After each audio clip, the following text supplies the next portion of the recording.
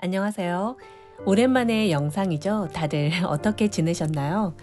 아무리 방학 계획 잘 세워놓아도 체력이 따라주지 않으면 아무 소용이 없다는 걸 아이들과 다시 한번 느끼는 시간이었습니다. 부모 입장에서는 세상 없는 공부보다 건강한 것이 제일이라는 것도 다시금 생각하게 되었고요. 모두 건강하셨으면 좋겠습니다. 안부 토크는 이쯤 하고 본론으로 들어가 볼까요? 오늘 영상에서는 학부모로서 지나온 시간들을 한번 되짚어 볼까 합니다. 중학생인 첫째가 초등학생이었을 때 잘한 점 그리고 아쉬웠던 점에 대한 이야기예요. 초등 시절을 회상해 보는 것이긴 하지만 당연히 잘한 점은 좀 더 잘해보려는 것이고 아쉬웠던 부분은 어떻게 채워볼 수 있을까를 고민해 보려는 것입니다. 둘째의 학습이나 생활에 대한 방향성이 되어주기도 하니까요. 그럼 시작하겠습니다. 우선 잘한 점을 기분 좋게 기억해 보겠습니다. 첫 번째는 책이라는 친구를 만들어준 것입니다.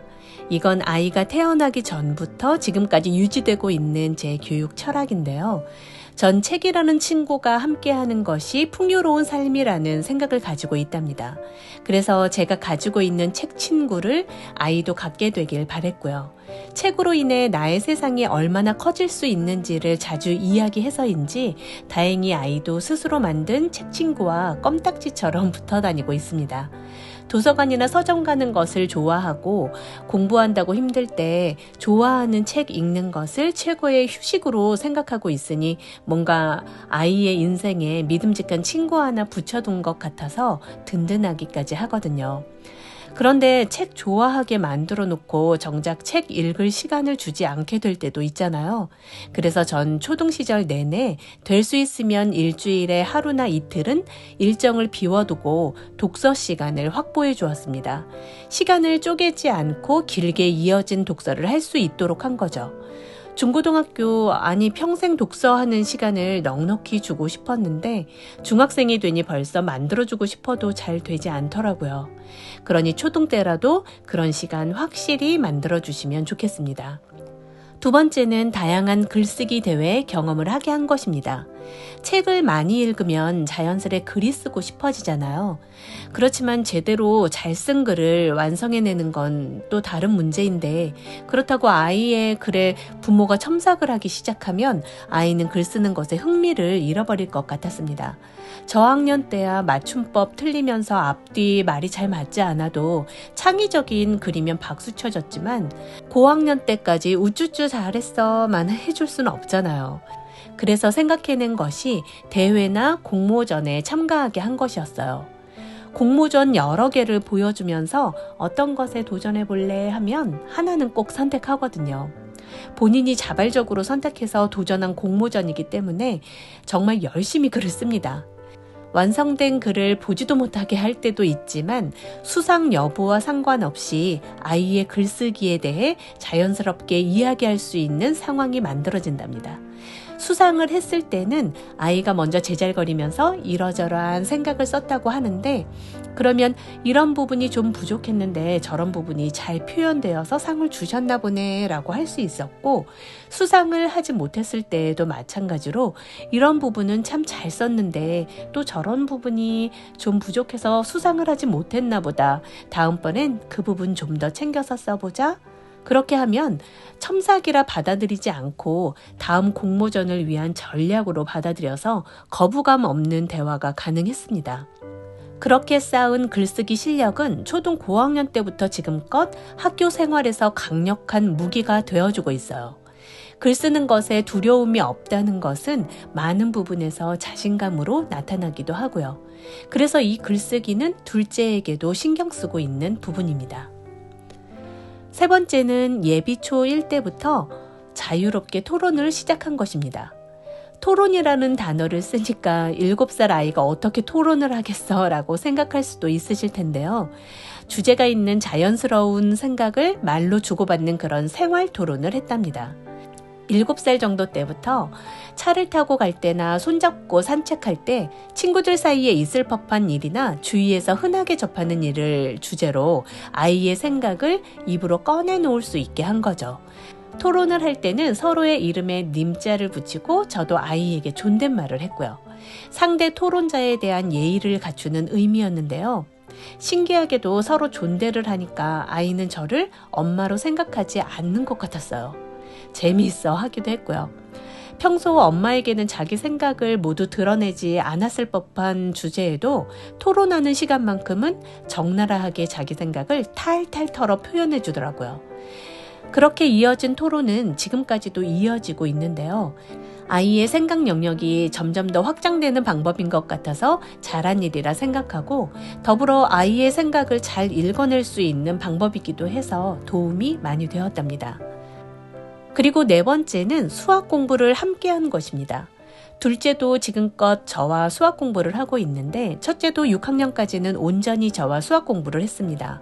저는 개인적으로 다른 과목보다 수학에 있어서만큼은 구멍난 부분이 없어야 된다고 생각하고 있는데요. 건너뛰기를 할 수도 지름길로 갈 수도 없는 것이 수학이잖아요. 온전히 절대 시간을 들여서 촘촘히 다지고 올라가야 하는 과목이기도 하고요. 그렇기 때문에 후행학습을 하는 일은 없도록 하고 싶었습니다. 직접 아이와 수학 공부를 하면서 아이가 어느 부분을 쉽게 받아들이고 자신 있어 하는지, 어느 부분을 힘들어 하는지, 그리고 어느 부분에서 시간이 많이 걸리는지 등등 아이의 수학적 능력을 정확히 파악할 수 있었던 점이 좋았습니다. 이런 부분을 부모가 제대로 알고 있으면 중고등학교 때 학원이나 과외를 하거나 아니면 혼공을 하더라도 아이에게 맞는 효율적인 진도를 계획할 수 있거든요. 중고등학교의 공부는 시간이 넉넉치 않기 때문에 효율적인 공부를 해야 하니까요. 다섯 번째는 아이의 이야기에 늘 귀 기울여 준 것입니다. 이 부분은 결혼을 하면서 미래에 태어날 아이를 생각하며 가장 처음 마음먹었던 부분인데요. 저희 친정엄마가 롤 모델이었습니다. 엄마는 제가 어렸을 때 집안일을 하시다가도 말을 걸면 하던 일을 멈추시고 제 눈을 마주치며 이야기에 늘 집중해 주셨어요. 그 어떤 중요치 않은 수다에도 말이죠. 그래서인지 전 크게 사춘기 없이 그 시간을 엄마에게 많은 이야기 쏟아내며 지냈었고요. 내가 소중한 존재로 존중받고 있구나라고 느꼈었고, 내 말에 귀 기울여주는 사람이 있구나 생각하게 만들어주셨어요. 안도감이 컸었습니다. 이 부분이 살아가면서 참 크게 작용하고 있다고 스스로 생각하기 때문에 아이들에게도 그대로 해주고 싶었습니다. 스스로 얘기하기 민망하지만 어느 정도 잘했다고 생각합니다. 여섯 번째는 여행을 많이 다닌 것입니다. 저도 남편도 여행 다니는 것을 좋아해서 아이들 허리 세워 겨우 앉을 수 있을 정도의 나이부터는 내내 여행을 다녔습니다. 첫째가 초등학생이었을 때는 거의 매주 여행을 다닌 적도 있는데, 그러다 보니 우리끼리라는 표현이 잘 어울리는 사이가 되었습니다. 서로에 대해 좀 더 잘 이해하게 되고 척하면 탁하고 아는 그런 사이요. 첫째가 중학생이 되면서는 여행 금지령을 내려서 남편이 참 괴로워하고 있는데요. 그래도 아이들은 계절이 바뀌면 지금쯤은 여기 가봐야 하는데 거기 가서 그거 먹어야 하는데 하면서 그때그때 꺼내보는 추억 보따리가 생겨 있더라고요. 고등학생 되기 전에 그 보따리 숫자를 좀 더 늘려봐야 할 텐데 이젠 점점 쉽지 않은 일 같습니다. 다음은 아쉬운 점을 풀어나 보겠습니다. 첫 번째는 영어책 수준을 한글책 수준으로 맞추지 못했다는 것입니다. 잘한 점에서 말한 책 읽기는 한글책에 국한된 이야기였는데요. 한글책을 일찍 읽고 방대하게 읽다 보니까 격차가 심하게 벌어진 영어책은 시시할 수밖에요. 한글책으로 읽고 싶은 것이 많다 보니 좀채 영어책으로 눈을 돌리지 않더라고요. 워낙 책을 즐기는 아이이니까 영어책으로만 확장되었으면 참 좋았겠다 싶지만 마음처럼 되지 않았습니다. 그래서 지금 아이는 한국식 영어를 제대로 하고 있는데요. 영어 문법은 완성된 상태로 중학교에 들어갔기 때문에 공부로서의 영어는 전혀 문제가 되지 않지만 언어로서의 영어를 만들어주고 싶었던 제 마음으로는 아쉬움이 큰 부분입니다. 두 번째는 엄마인 내 건강을 잘 챙기지 못한 것입니다. 사실 이건 개인적인 일이긴 한데요. 첫째 아이가 4학년 시작할 때쯤을 시작으로 제가 투병 생활을 좀 길게 했습니다. 그런데 때마침 코로나 시국이 겹치게 되었고요. 꼼꼼히 저와 하던 수학 공부와 다른 공부들을 다른 누군가와 할 수 있도록 했어야 했는데 그러지 못했던 점은 내내 아쉬움으로 남아 있습니다. 지금껏 잘 해왔었기에 제가 꼭 해야 한다는 생각이 크기도 했고 늘 간지러웠던 부분을 바로 해결해 주어서인지 아이도 엄마와의 공부를 더 고집했었고요. 다시 그 시점으로 돌아간다면 학원이나 과외 선생님을 정해서 아이의 공부, 특히 수학 공부 페이스를 유지시켰을 것 같습니다.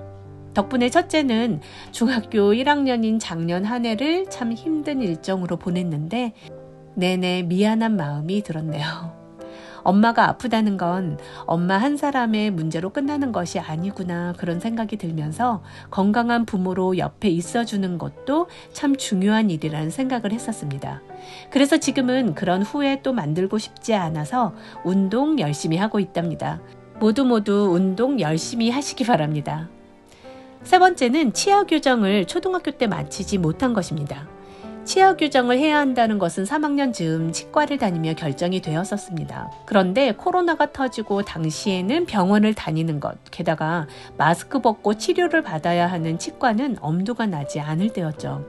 조금 있다 하자 하던 것이 훌쩍 2년이 지나서 더는 미룰 수 없다는 생각으로 중학교 들어가면서 교정을 시작했습니다. 발치까지 하고 해야 하는 교정이기 때문에 시간도 길게 걸릴 뿐더러 한 달에 한 번 병원 가는 것도 생각보다 시간 뺏기는 일이더라고요. 그리고 교정기 조절하는 날엔 부착된 것이 떨어지거나 하면 다음 날이라도 또 다녀와야 하는 일들이 덜어 있다 보니 치과 일정도 무시 못하겠더라고요. 중학교 2학년 때까지도 꼬박 다녀야 되는데 아이와 초등학교 때 교정 다 마치고 올 걸 자주 얘기했답니다. 네 번째는 피아노를 그만두었다는 것입니다.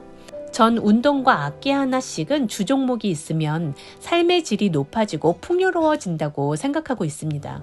그래서 아이들 본인에게 잘 맞아서 평생을 함께 할 수 있는 악기를 선택하게 하는데 어렸을 때 신경을 좀 썼었습니다. 첫째는 피아노를, 둘째는 첼로를 스스로 선택했는데요.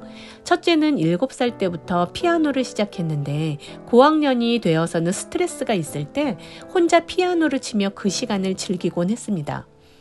그런데 본격적으로 공부에 돌입을 하게 되면서 일주일에 한 번 레슨으로 줄였음에도 상당히 부담을 갖는 것이 보였습니다. 연습이 제대로 되지 않은 상태에서 레슨 받는 것이 편한 성격의 아이가 아니었기 때문에 피아노가 어느 순간 부담 100배가 된 것이죠. 전 고등학교 때까지 일주일에 한 번의 레슨을 이어가려 했답니다.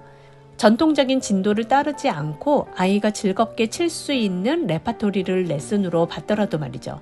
제 생각은 그랬지만 아이의 일주일 일과를 보니 피아노 레슨의 부담 정도라도 걷어줘야겠다는 마음이 더 커지더라고요. 그렇게 아이는 부담 하나를 덜어냈지만 하루도 뚜껑 닫힐 일 없었던 우리 집 피아노는 요즘 휴식기를 아주 길게 갖고 있네요. 언젠가 본인의 삶을 위해 다시금 악기를 곁에 두는 날 있겠죠? 다섯 번째는 수영을 끝내 성공하지 못했다는 것입니다. 운동을 참 좋아하는 첫째는 유독 물에서 노는 것을 좋아하는데요. 물속에 들어가면 반나절 이상을 나오질 않을 정도예요. 초등 저학년 때 수영을 시작했었는데 힘차게 발차기를 어찌나 잘하던지 수영선수 나오는 줄 알았건만 웬걸요. 발차기는 1등인데 머리를 물속으로 절대 넣지를 못하는 거예요.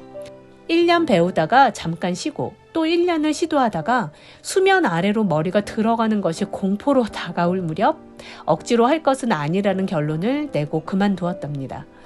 아이는 운동을 좋아하는 편인데 그 어떤 운동보다 물놀이를 가장 좋아하기 때문에 수영에 대한 아쉬움은 매우 크답니다. 좀 더 다양한 방법으로 극복할 수 있게 도와줄 걸 하는 아쉬움이 있습니다. 이렇게 초등 시절을 되돌아본 잘했던 점과 후회되는 점을 말씀드렸습니다. 헌데 이렇게 생각 정리를 해도 지금 초등학생인 둘째에게서 또 후회될 만한 점이 쌓여가고 있긴 합니다. 그래도 첫째에게서 얻은 경험치를 적용할 수 있다는 것은 분명 장점이지 않나 생각합니다. 첫째는 늘 동생에게 그러거든요. 넌 둘째라서 좋겠다 하고요. 첫째가 또 고등학생이 되면 지금의 중등 생활에 대해서 후회되는 점이 분명 생기겠죠. 그때가 되면 후회되는 점보다 잘했던 점이 더 많이 떠오를 수 있도록 지금 순간을 잘 보내야겠다는 생각도 해봅니다. 오늘 이야기는 여기까지입니다. 모두 건강하시기 바라고 들어주셔서 감사합니다.